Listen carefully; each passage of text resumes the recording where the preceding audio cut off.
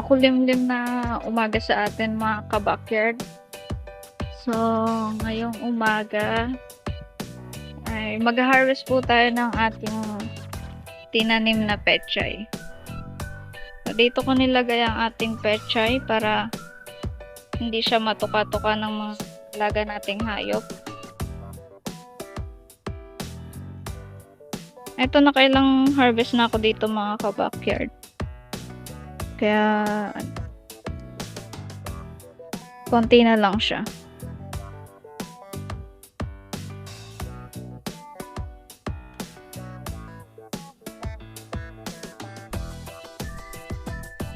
So, ito na lang yung natitira nating pechay. Ito, last harvest na to mga ka-backyard at magtatanim ulit tayo ng panibago. Yan. May libre pang libre pang kangkong. So, ito, nakailang harvest na ako dito mga ka-backyard. Nagawa ko kasi kinukuhaan ko lang siya ng dahon pag kailangan ko lang ng pang sahog sa nilaga or sinigang. Kinukuhanan ko lang siya ng dahon. So, ngayon kukuhanan lang din natin siya ng dahon. So, ayan.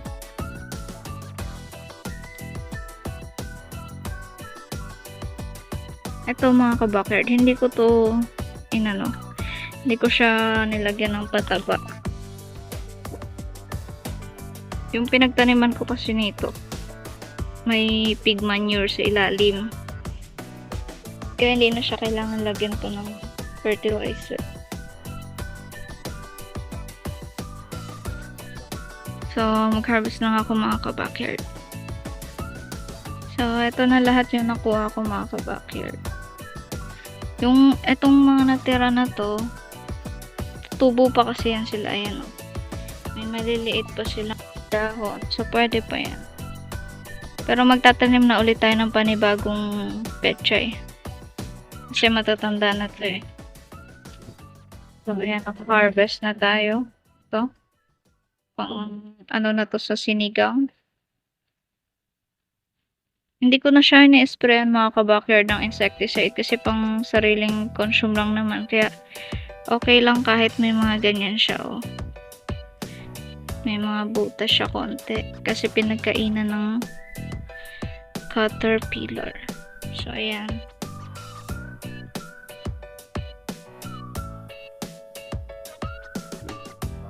So ito pa mga ka-backyard yung isa kong taniman dito. Meron din akong tinanim na pechay dito kaso konti lang tumubo. Kinain kasi ng langgam yung mga buto niya.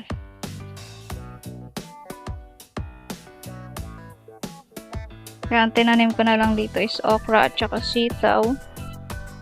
So ayun yung okra natin. Tapos yung sitaw.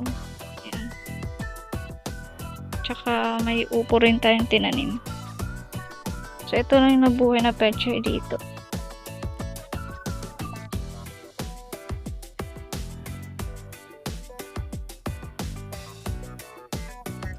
So, ayan, may alokbati tayo.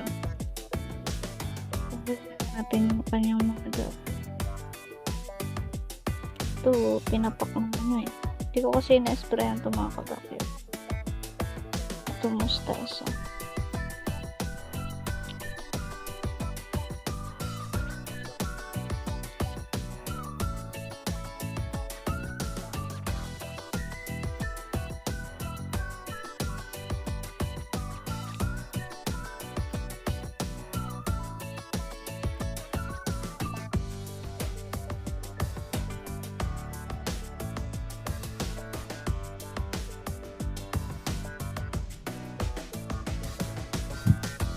So, ayan, backyard.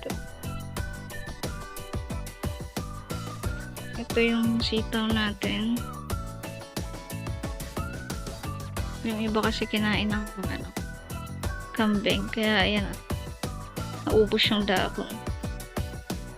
Tapos, ito yung ating okra. bubulaklak na rin ang ating okra at upo. So, ito na lahat mga kabakerd yung ating pepes na pechay. At itong mga sobrang kinainan na ng mga caterpillar o uod. Pakain na lang natin ito sa ating native na baboy. So, ayan mga kabackyard. Pakain natin ito sa ating nanganak na baboy. Ayan yung nanganak natin. First timer niya manganak mga kabackyard. Bale, 3 lang yung anak niya. Pang 3 days na ngayon ng mga biik. Ayan. So, bumabotsyog na sila kasi 3 lang naman silang nadede. Kaya, busog na busog sila sa gatas nung nanay. So, bigay na natin.